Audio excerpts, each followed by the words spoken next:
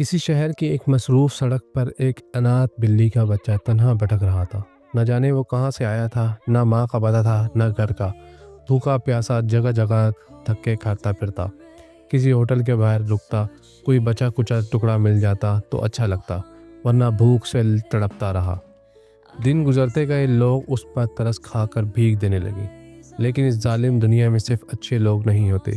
کچھ لٹیرے اس بیچارے پر ظلم کرنے لگے۔ جب بھی وہ کہیں نظر آتا وہ اس کا مذاق اڑاتے، مارتے اور جو بھی بھیک ملتی تھی وہ چھین لیتے۔ بلی کا بچہ ہر دن مزید بے بس ہوتا جا رہا تھا۔ کئی بار اس کے جی چاہا کہ سب کچھ چھوڑ کر کسی اندھیری گلی میں چھپ جائے، مگر بھوک نے اسے جینے پر مجبور کر دیا۔ پھر ایک دن اس کی زندگی میں روشنی کی ایک کرن آئی۔ اسے ایک اچھی دوست ملی، ایک پیاری سی بلی۔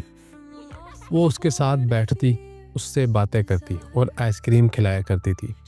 بلی کا بچہ اب خوش رہنے لگا۔ اسے پہلی بار دوست اور پیار کا احساس ہوا۔ پہلی بار لگا کہ دنیا اتنی بری بھی نہیں ہے۔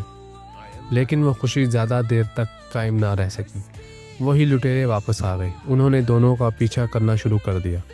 جب بھی وہ سڑک پر نکلتے، یہ ظالم ان کے سامنے آ جاتے۔ دونوں دوست بھاگتے بھاگتے ایک دوسرے سے بچھڑ گئے۔ اب بلی کا بچہ پھر سے تنہا تھا۔ اس نے اپنی دوست کا بہت ڈھونڈا، مگر وہ کہیں نظر نہیں آئی۔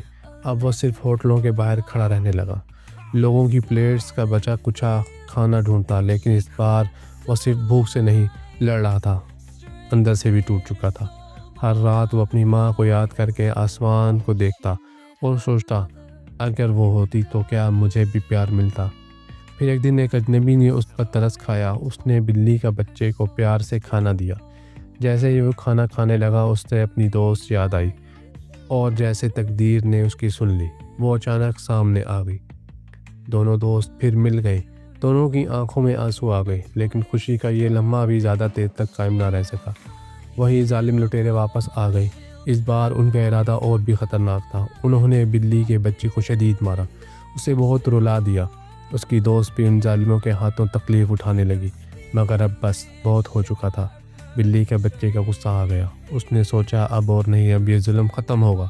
وہ ایک کنگ فو ماسٹر کے پاس گیا اور مہینوں تک سخت ٹریننگ حاصل کی۔ آخر وہ دن بھی آ گیا جب اس نے لٹیروں کا سامنا کیا۔ جیسے ہی وہ ان کے سردار کے سامنے آیا، اس نے اپنی کنگ فو مہارت دکھائی۔ ایک زور کا مکہ، ایک زور کی لات، اور لٹیروں کا سردار زخمی ہو کر گر گیا۔ آخرکار بلی کے بچے نے اس کی جان لے لی۔ یہ دیکھ کر باقی لٹیرے ڈر کر بھاگنے لگے، لیکن اس نے ایک ایک لٹیرے کو پکڑ کر مار ڈالا۔ اب وہ بلی کا بچہ اور اس کی دوست آزاد تھے۔